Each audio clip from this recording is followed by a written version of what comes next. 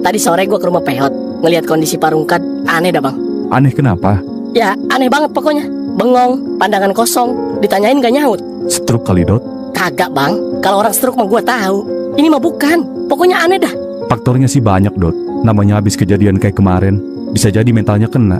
Nah, gue ngelihatnya kayak gitu tuh, kayak orang gangguan jiwa. Apaan sih gangguan jiwa?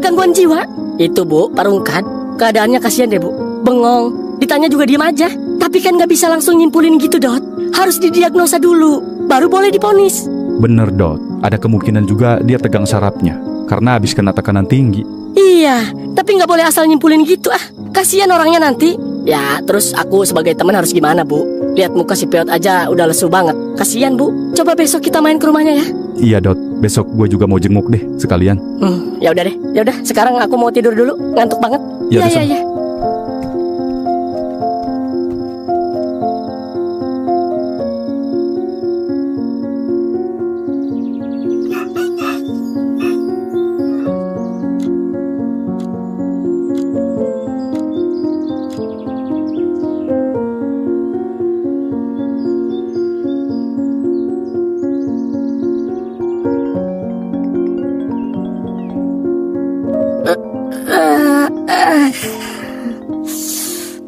Siapa sih?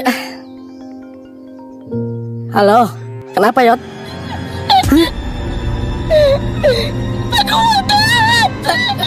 Kenapa Bapak lu Yot? Allah, astagfirullah, Bapak. Iya, Bapak lu kenapa Yot?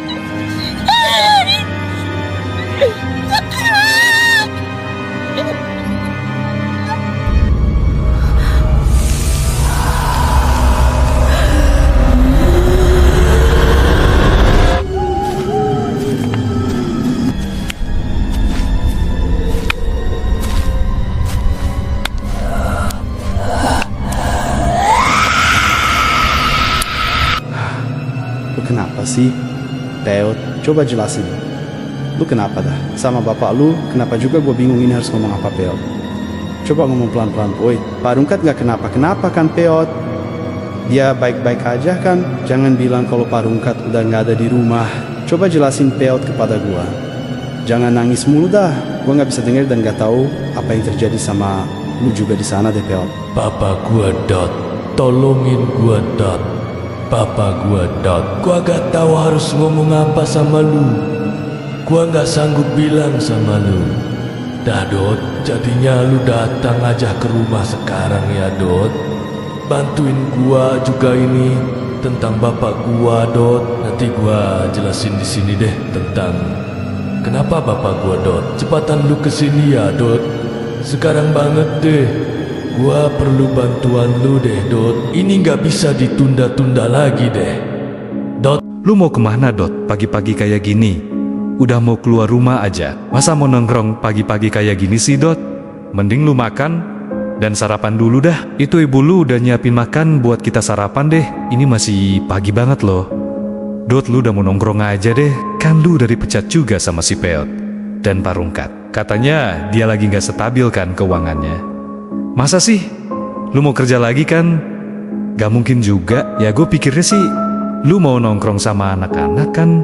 Nah kebetulan lu udah bangun dan udah ada di sini bang. Ayo ikut gua bang. Si Peot butuh bantuan. Gua tadi telepon kepada gua dengan nangis-nangis juga deh. Katanya sih dia bilang bapaknya, tapi dia nggak mau jelasin kenapa dengan bapaknya deh. Ya kali sih bang.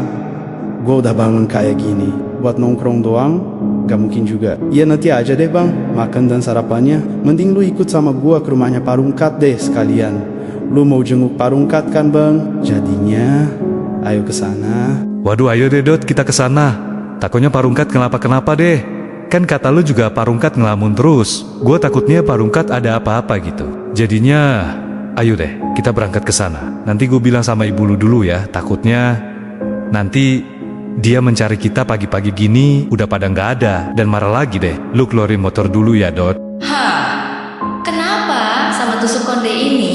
Gua mau jual tusuk konde ini dan memperlihatkan kepada temen gua. Kok malah dia kayak gak mau ya? Dan gua juga tadi sedikit melihat kalau Parungkat dan nenek-nenek deh di hutan yang sangat gelap juga.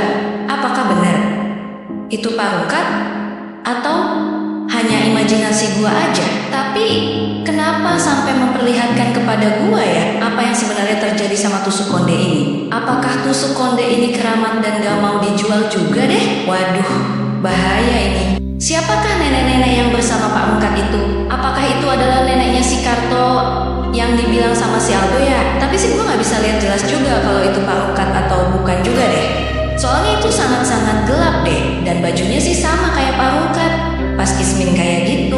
Tapi kenapa nenek-nenek itu membawa Pak Rungkat ya? Dan kenapa nenek-nenek itu pasti akhirnya marah kepada gua harus kasih tahu si Aldo tentang ini. Jadinya kenapa Peot dengan bapak lu? Kenapa sama Pak Rungkat Peot? Coba ceritakan dan jelaskan kepada gua dah. Gua sampai panik bener denger lu nangis dan bilang Pak Rungkat kayak gitu. Gua takutnya kenapa Pak Rungkat. Jadinya gua ajak Bang Topan buat kesini, sekalian dia mau jenguk bapak lu deh. Gua gak tahu harus jelasin kayak gimana. Ayo kita ke kamar aja, Dot. Bang Topan lihat keadaan bapak deh di sana. Soalnya bapak gak bangun-bangun juga di sana. Dot, gua udah bangunin dia, tapi bapak malah tidur terus deh. Gua takut terjadi apa-apa juga kepada bapak deh, Dot. Hah, serius lu yo?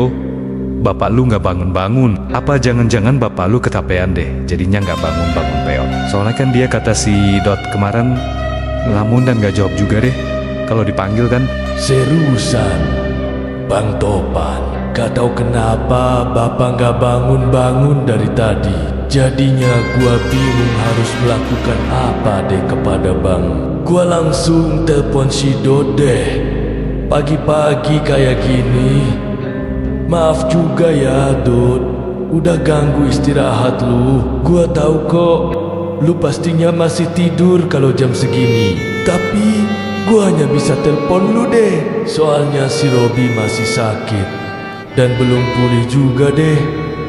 Dan si Kona masih sesak napas juga deh. Jadinya gua mau minta tolong kepada lu, Dot. Bang Topan, gua harus gimana ya? Waduh, tadi sekalian aja Mama Mika Dot buat kesini dan lihat kondisi Pak Rungkat deh. Takutnya kan dia kenapa-kenapa juga kan. Dan harus segera pertolongan pertama atau rujukan ke rumah sakit yang besar. Dan kita harus bawa Mama Mika ke sini, Dot. Pak Rungkat gak bangun-bangun ini. Jadinya Bo jemput dulu Mama Mika ya, sebentar, dan mau bawa dia ke sini deh.